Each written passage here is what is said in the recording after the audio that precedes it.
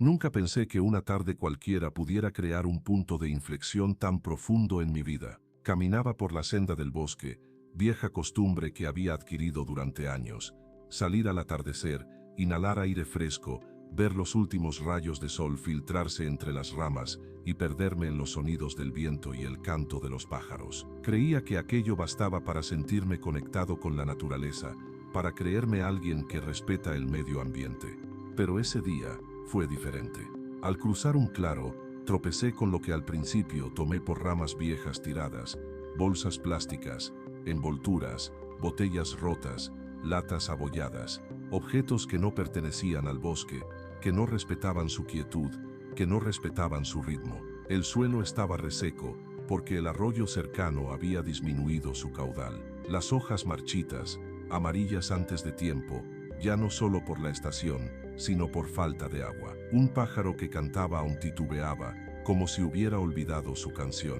En ese instante, la naturaleza dejó de ser un escenario para mí. Se volvió testigo, víctima, llamada. Sentí en mi piel el daño que hacen nuestras costumbres invisibles, esas pequeñas negligencias que suman e intoxican la vida, tirar basura, consumir sin pensar, desperdiciar agua, ignorar lo que el plástico o los químicos hacen cuando viajan río abajo, cuando se incineran, cuando contaminan. Regresé a casa inquieto.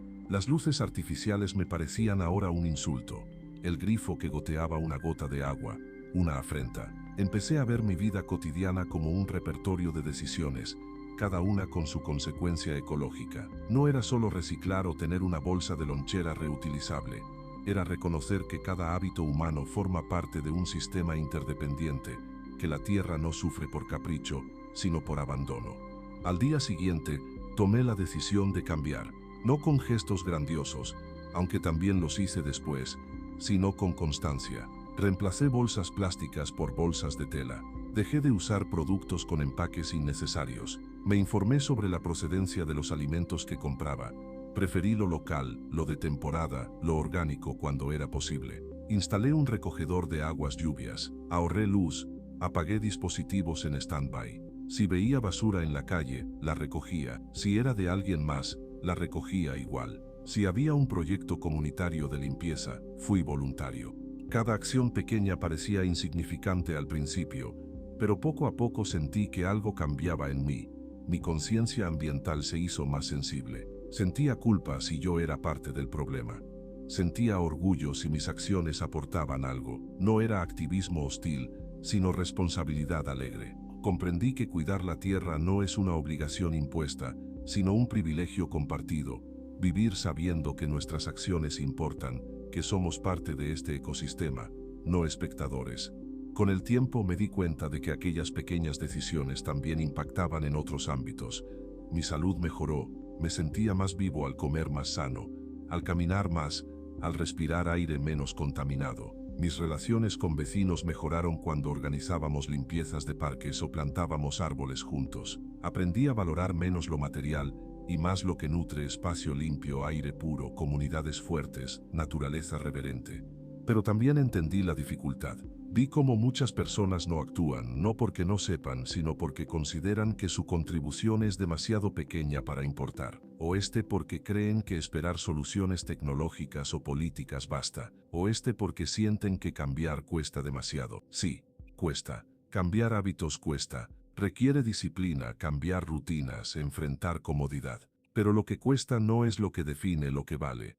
Y lo que realmente vale ahora es la vida. Vale la diversidad de especies, vale el agua pura, vale el equilibrio climático, vale la belleza de bosques y montañas, vale que las generaciones venideras puedan ver estrellas claras, puedan oler flores silvestres, puedan nadar en ríos que no enferman al tocarlos. He visto protestas, he visto discursos, pero lo que más cambia es lo que se hace en silencio, en casas, en calles, en huertas, en mercados. Lo que hacer lo correcto, no por moda, no por aprobación, sino por conciencia, porque uno comprende que la salud del planeta tiene nombres, rostros, vulnerabilidad. Por eso hoy te escribo, aunque no seamos amigos, aunque no nos conozcamos, te escribo para que oigas este llamado. No esperes que otro actúe por ti.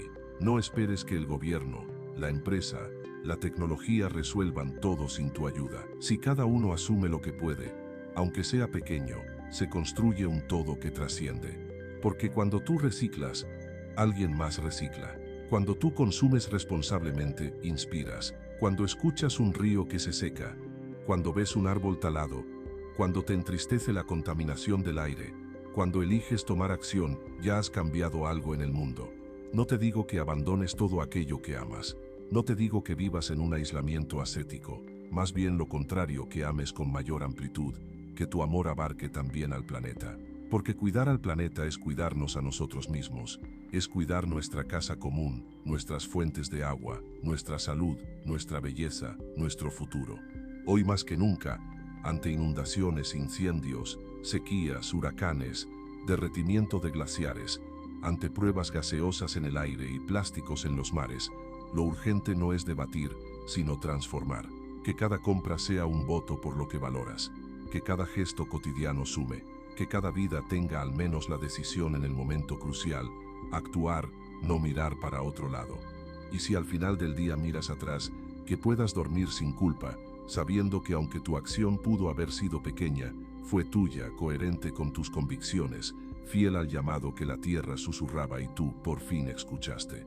Desde entonces, cada día lo vivo con un propósito más profundo. No se trata solo de salvar árboles, ni de números en informes climáticos que parecen distantes. Se trata de respetar la vida que late en cada rincón del planeta. Se trata de los niños que aún no han nacido, y de los ancianos que ya han visto demasiado. Se trata de que un colibrí siga volando, de que un río no deje de cantar, de que el aire que respiramos no nos enferme, sino que nos recuerde lo esencial. Porque la Tierra no necesita que seamos perfectos, necesita que despertemos, que dejemos de actuar como si todo fuera eterno, que dejemos de consumir como si todo fuera inagotable, que dejemos de ignorar como si nada de esto nos perteneciera, porque sí nos pertenece, y al mismo tiempo no, porque la tierra no es un recurso, es una herencia viva que hemos recibido sin merecerla, y que tenemos el deber de entregar intacta, o mejorada, a quienes vienen después. Sé que puede parecer abrumador, lo he sentido, he dudado, he pensado que tal vez no vale la pena, que quizás ya es demasiado tarde, pero en esos momentos de duda, vuelvo al bosque, camino en silencio, escucho las ramas crujir bajo mis pies, siento el viento que acaricia los árboles, el murmullo de la vida que aún resiste, y en ese silencio, escucho una voz que ya no es solo de la tierra, es mía, es la voz de alguien que ya no puede mirar hacia otro lado. Esa voz me dice, sigue, aunque nadie aplauda, aunque otros no comprendan, aunque te digan que es inútil, porque todo gran cambio en la historia comenzó con una decisión solitaria. Y si tu decisión inspira otra, y esa otra una más, entonces el cambio deja de ser utopía y se convierte en presente. Y por eso hoy comparto mi historia, no para que me veas como ejemplo, sino para que sepas que no estás solo, que todos estamos aprendiendo, que todos podemos comenzar, que todos podemos equivocarnos, pero también corregirnos, y que si llegaste hasta aquí, si estás leyendo esto, si algo dentro de ti se movió, entonces también estás listo para cambiar algo. No necesitas hacerlo todo, solo lo que está en tus manos, hoy, aquí, ahora, porque cada pequeña acción es una semilla, y el mundo necesita muchas semillas, y tú, aunque no lo sepas, también puedes ser tierra fértil. Así que la próxima vez que veas una bolsa flotando al viento, un grifo mal cerrado, un árbol talado o una calle llena de humo, no lo ignores. Escucha, porque quizás justo entonces la tierra esté volviéndote a susurrar. Y esta vez tú ya sabrás qué hacer. Y es que al final, cuidar la tierra no es solo un acto ecológico, es un acto humano, es un regreso a lo esencial, a lo que nunca debimos olvidar, que no estamos por encima de la naturaleza, sino dentro de ella. Que el árbol que cae sin que nadie lo vea también tiene un lugar en el equilibrio del mundo. Que los océanos tienen memoria. Que el aire que respiro hoy fue el aliento de alguien antes, y lo será de alguien mañana. He aprendido que cambiar no siempre es visible, no siempre viene con recompensas inmediatas, pero tiene un eco, un peso, una huella que no se mide con estadísticas, sino con conciencia. Porque cada vez que elegimos lo correcto, aunque sea incómodo, aunque cueste, estamos demostrando que aún queda esperanza, que aún hay quienes escuchan, que aún somos capaces de responder. Y en medio de todo, he visto cómo el cambio se contagia, cómo el ejemplo arrastra, cómo una acción repetida deja de ser esfuerzo y se convierte en cultura. He visto niños recoger basura sin que nadie se los pida, jóvenes plantar árboles sin esperar una nota en el periódico. He visto ancianos llorar al ver un río volver a correr. He visto familias enteras elegir menos para vivir mejor. Y es ahí cuando comprendo que el verdadero cambio no vendrá de arriba ni de afuera, sino de dentro. No vendrá de la obligación, sino del entendimiento, de una conciencia que no se impone, sino que despierta. Y una vez despierta, no vuelve a dormir. Cuidar el planeta ya no es una opción moral, es una urgencia vital. No hay un planeta B. No hay reemplazo para el agua dulce, para los suelos fértiles, para los ecosistemas que regulan todo lo que somos. Lo que está en juego no es el futuro del planeta, es el nuestro, porque la Tierra sobrevivirá sin nosotros, pero nosotros no sobreviviremos sin ella. Y entonces ya no se trata solo de proteger, se trata de reconciliarnos, de sanar la relación rota entre el ser humano y la naturaleza, de volver a mirar al cielo con humildad, a la tierra con gratitud, al agua con respeto, de vivir no como dueños, sino como guardianes. Ese es el verdadero giro. No una moda, no una campaña viral, no una etiqueta en un producto, sino una decisión personal de vivir de otra manera, de consumir menos, de valorar más, de actuar cada día como si el mundo que dejamos a otros dependiera, porque depende de lo que hagamos hoy. No necesitas cambiar el mundo entero, solo el pedazo que tienes en tus manos. Y si todos hiciéramos eso, el mundo cambiaría igual. Así que la próxima vez que te pregunten, ¿de qué sirve que tú recicles, que tú ahorres agua, que tú camines en vez de usar el coche, si nadie más lo hace? Respóndeles con actos, con coherencia, con tu huella leve, con tu mirada limpia, con tu ejemplo constante. Porque lo más poderoso que puedes hacer es actuar cuando nadie más lo hace. Y entonces, sin que lo notes, serás la chispa. Y alguien más, viéndote, será la llama. Y otro será el fuego. Y entonces, el bosque, el planeta entero, podrá respirar de nuevo. Nunca olvidaré aquel día, no por lo que sucedió a mi alrededor, sino por lo que ocurrió dentro de mí. Había trabajado durante años en la oficina de impuestos de la ciudad. Un trabajo gris, rutinario, mecánico. Archivar documentos, revisar cifras, cotejar firmas, sellar formularios. Nada glorioso, pero suficiente para vivir tranquilo. Con el tiempo, me volví invisible entre las columnas de papeles, los sellos y los susurros de quienes, como yo, se resignaban a que la vida no tenía mucho más para ofrecer. Pero aquella mañana de otoño, todo cambió. Un empresario llegó a mi escritorio con una carpeta voluminosa, su ropa impecable, su sonrisa educada, su perfume costoso. Me ofreció un saludo cordial, un apretón de manos firme, y luego lo hizo. Colocó discretamente un sobre entre los documentos. Es solo un gesto de agradecimiento, dijo, como si eso bastara para anular la carga moral que aquel sobre representaba.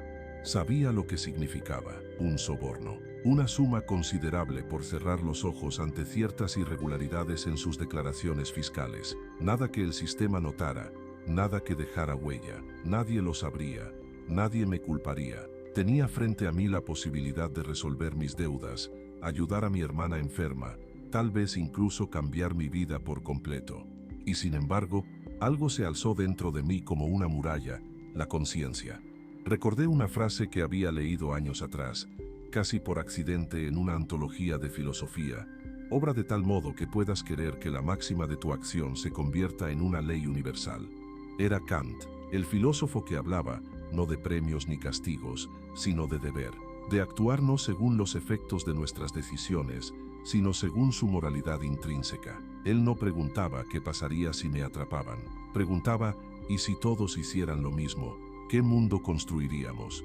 Mi mano temblaba sobre el escritorio. El sobre me miraba como una serpiente quieta, sutil, peligrosa. Aquel hombre me observaba con la confianza de quien sabe que el sistema es corruptible. Tal vez ya lo había hecho antes, tal vez otros antes que yo habían aceptado sin dudar. Pero ese era precisamente el punto. No importa lo que hagan los demás, no importa lo que espera el mundo. Lo que importa es lo que yo decido cuando no hay testigos.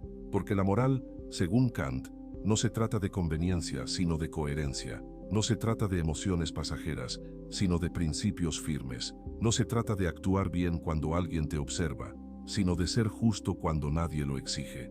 Le devolví el sobre, con firmeza, sin rabia, sin humillar, solo con la certeza serena de quien ha elegido respetarse. El empresario me miró, sorprendido, tal vez molesto, tal vez avergonzado, no lo sé. Se marchó con una frase cortante y pasos apresurados. En apariencia, no ocurrió nada. Nadie lo supo. Ninguna cámara lo registró. Nadie me felicitó. Volví a mi jornada, archivé papeles, bebí café frío y esperé la hora de salida. Pero algo era distinto. Algo había cambiado. Yo había cambiado. Había experimentado lo que Kant llama autonomía moral, la libertad de obedecer a la razón, no a los deseos. Había decidido no ser instrumento de otro, no usar ni dejarme usar como medio para un fin. Había tratado al otro y a mí mismo como fines en sí. Y en ese instante descubrí una verdad que ningún salario puede comprar: la dignidad. Días después un colega me preguntó por qué rechacé el dinero. Le dije, simplemente, porque no podía hacer de eso una ley universal. No entendió, se encogió de hombros y siguió con su día. Pero yo sabía que no estaba solo, que había actuado como un ciudadano del reino de los fines, como decía Kant. Una comunidad ideal donde cada persona respeta a los demás, no por interés, sino por convicción, porque sabe que todos, por el hecho de ser racionales, merecemos respeto. Y así seguí con mi vida, sin lujos, sin ascensos rápidos, pero con algo que nadie podía quitarme: la conciencia tranquila de haber actuado con rectitud, no por miedo, no por recompensa, sino por respeto a la ley moral dentro de mí. Kant tenía razón. La verdadera libertad no es hacer lo que quiero, es hacer lo que debo por mí mismo, con voluntad limpia, sin excusas. Hoy, cuando vuelvo a aquel momento en mi memoria, sonrío, porque nadie lo vio, pero yo sí lo supe, y eso es lo único que importa. Después de aquel día, nada fue igual, no porque el mundo cambiara, ese mundo que tantas veces parece girar indiferente, sino porque yo había cambiado la manera en que veía cada instante, cada persona, cada decisión. Comprendí que la verdadera batalla no es contra los demás, sino contra uno mismo, contra esa voz interior que a veces susurra: haz la vista gorda, nadie se dará cuenta, solo es un favor pequeño. Pero esa voz es la más peligrosa, porque es la que nos roba la dignidad y nos convierte en meros instrumentos de la conveniencia. Cada mañana al levantarme me preguntaba, ¿estoy viviendo conforme al deber o solo siguiendo mis deseos? Y aunque no siempre fue fácil mantener esa respuesta clara, esa pregunta se volvió mi faro en la tormenta. La autonomía moral que Kant defendía no es un don que recibimos sin esfuerzo, sino una conquista diaria, una lucha constante por gobernar nuestra voluntad con la razón. Es un compromiso silencioso, invisible para el mundo, pero definitivo para el alma. Con el tiempo, la gente a mi alrededor comenzó a notar un cambio, no en mis palabras ni en mi actitud altanera, sino en la serenidad que ahora irradiaba, en esa paz profunda que solo puede tener quien sabe que ha sido fiel a sí mismo. Me hicieron ofertas, me presionaron, me tentaron una y otra vez, y cada vez recordaba aquella noche, aquel sobre rechazado, aquella decisión que me enseñó que no hay nada más valioso que la integridad, porque en el fondo, actuar bien no es un castigo, sino un acto de liberación. La ley moral no es una cadena, sino el camino hacia una vida auténtica, plena de sentido y respeto por uno mismo y por los demás. Ahora sé que el mundo está lleno de sombras y luces, que la injusticia campea y que el egoísmo es moneda corriente. Pero también sé que hay un poder más fuerte que todo eso, la capacidad de elegir el deber, aun cuando hacerlo sea difícil, solitario y sin reconocimiento. Y eso, en definitiva, es lo que hace de un simple ser humano alguien verdaderamente libre. Porque la libertad no es hacer lo que queremos, sino querer lo que debemos.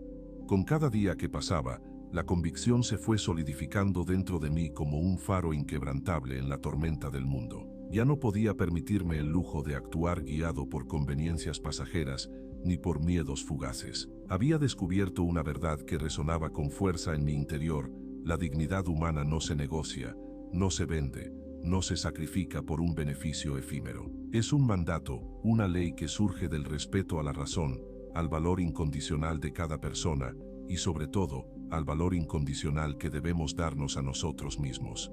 Recordaba las palabras de Kant, que siempre me parecieron tan severas y al mismo tiempo tan liberadoras. El hombre no es nada más que lo que él se hace a sí mismo. No somos víctimas de nuestras circunstancias, ni esclavos de impulsos momentáneos. Somos arquitectos de nuestra propia moralidad, responsables absolutos de cada acción, incluso cuando nadie nos observa. Y es justamente en esos momentos de soledad, de silencio, cuando la verdadera prueba de nuestro carácter se manifiesta. A lo largo de los años, la vida me presentó innumerables ocasiones para desviarme del camino del deber. Invitaciones a la corrupción, ofertas de caminos más fáciles, excusas para ceder a la tentación. Pero cada vez que la duda aparecía, me detenía a pensar, ¿podría desear que mi acción se convierta en una ley universal? ¿Sería justo que todos actuaran así? Y la respuesta siempre me devolvía a la firmeza.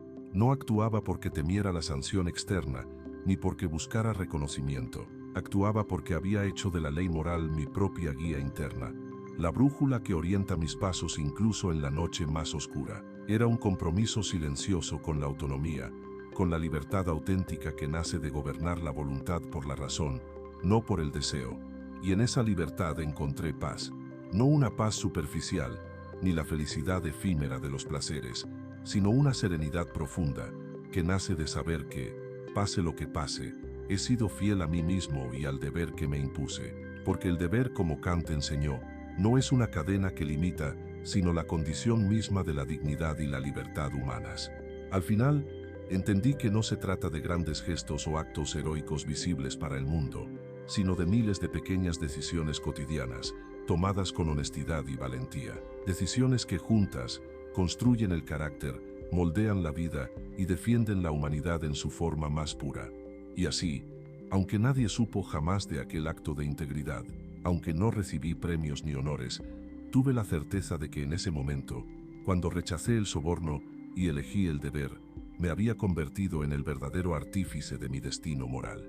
Porque en la oscuridad, cuando nadie ve, la razón y la voluntad iluminan el camino, y esa luz, por pequeña que sea, es capaz de transformar no solo una vida, sino el mundo entero, un acto a la vez.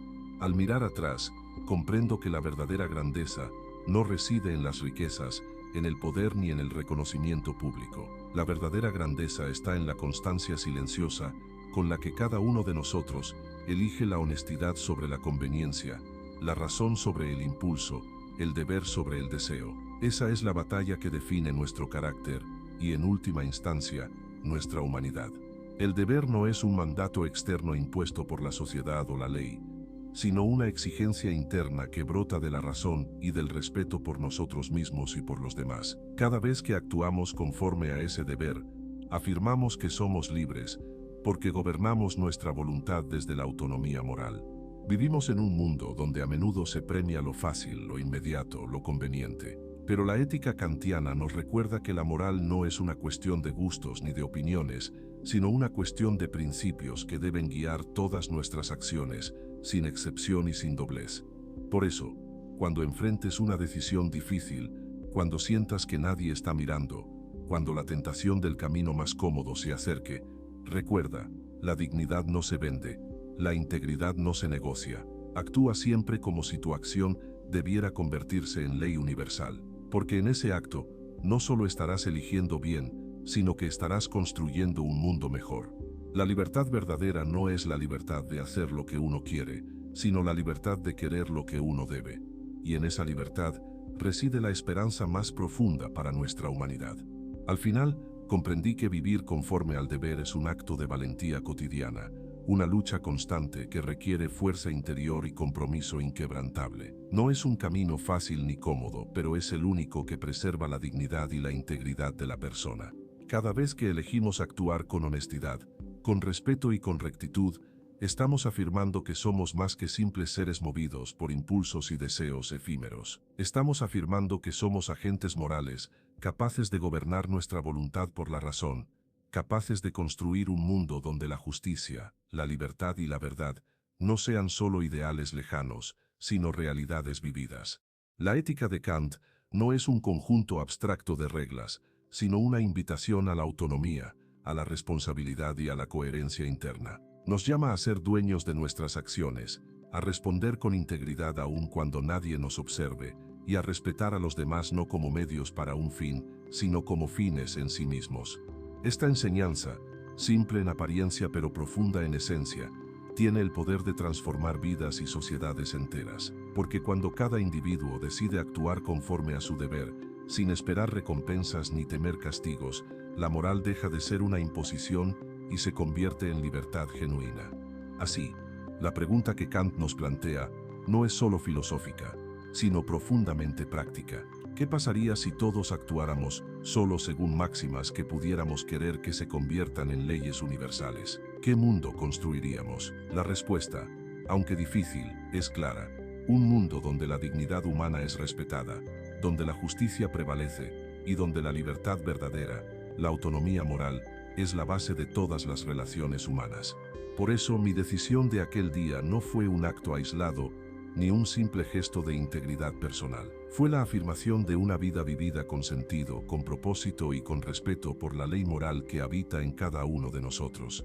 Y esa afirmación sigue guiando cada paso que doy, recordándome que la verdadera libertad y la verdadera felicidad solo se encuentran en la fidelidad al deber. Porque al final del día, cuando todo desaparece, cuando ya no quedan espectadores ni aplausos, solo queda la conciencia tranquila de haber hecho lo correcto.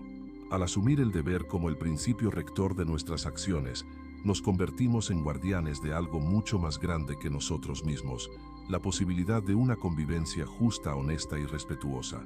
Cada elección moral, por pequeña que parezca, tiene un eco que trasciende nuestro tiempo y espacio, porque en la práctica del deber descubrimos la esencia misma de la humanidad.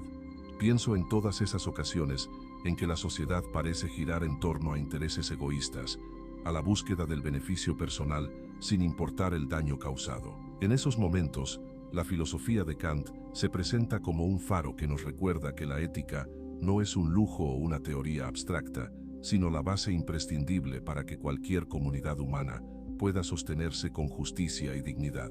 Imaginemos por un instante un mundo donde cada individuo actúe solo bajo máximas que pueda desear como leyes universales. Un mundo donde nadie traicione la confianza, donde todos respeten la dignidad ajena como propia, donde la autonomía y la responsabilidad sean valores cotidianos. No sería un mundo perfecto, pero sería un mundo profundamente humano. Un mundo donde la libertad se entiende no como licencia para hacer lo que se quiere, sino como la fuerza para hacer lo que se debe. Es precisamente esta visión la que debe inspirarnos cada día, porque el deber no es un mandato impuesto desde afuera, sino una ley que brota de nuestra razón y que nos llama a vivir con coherencia, autenticidad y valentía. La verdadera revolución moral comienza en el interior de cada uno de nosotros, en la decisión firme y constante de actuar conforme a principios universales, de respetar la dignidad propia y la ajena, y de gobernar nuestra voluntad con la razón. Así, el legado de Kant no es solo un llamado a la reflexión filosófica, sino una invitación urgente a vivir con integridad, a ser dueños de nuestras acciones y a construir un mundo donde la ética sea el cimiento de nuestra convivencia. Al final, el deber nos salva no solo del caos exterior, sino de la corrupción interior. Nos libera del sometimiento a los impulsos momentáneos y nos entrega la libertad auténtica, la que nace de la autonomía moral. Y cuando, finalmente, podamos mirar atrás y decir con serenidad que actuamos siempre según nuestra mejor razón, sabremos que hemos vivido no solo una vida, sino una vida digna. Ahora, más que nunca, necesitamos redescubrir el valor del deber en nuestras vidas. Vivimos en una era de incertidumbre y cambios acelerados, donde la tentación de ceder ante la comodidad, la indiferencia o el egoísmo es constante. Pero precisamente en esos momentos difíciles, la voz de la razón y la moral debe escucharse con más fuerza. Porque actuar conforme al deber no es renunciar a la felicidad ni a la libertad, sino alcanzarlas en su forma más auténtica y profunda. Es entender que solo cuando actuamos con principios firmes y universales, podemos construir relaciones de confianza, comunidades sólidas y una vida que realmente valga la pena. Invito a cada persona a hacer una pausa y preguntarse, ¿estoy actuando hoy con la integridad que deseo para mí y para el mundo? ¿Podría desear que la máxima de mi acción sea una ley universal? Si la respuesta no es clara y firme, tal vez sea momento de reflexionar, de replantear prioridades y de reconectar con esa ley moral interior que Kant describió con tanta claridad. Porque en esa conexión está la llave para una vida plena, digna y verdaderamente libre. Así, no importa cuán pequeño o invisible sea nuestro acto de integridad, porque cada decisión conforme al deber es un acto de resistencia contra la injusticia, la corrupción y la indiferencia. Es un acto de amor hacia uno mismo y hacia los demás. Una afirmación de la humanidad compartida que nos une. Si todos pudiéramos vivir así, el mundo sería otro, no perfecto, quizás, pero sí mejor, más justo, más humano, más libre. Y ese es un ideal que vale la pena perseguir, no solo con palabras, sino con hechos, día a día. Porque al final, lo que importa no es lo que otros ven o reconocen, sino lo que nosotros sabemos que hicimos cuando nadie miraba.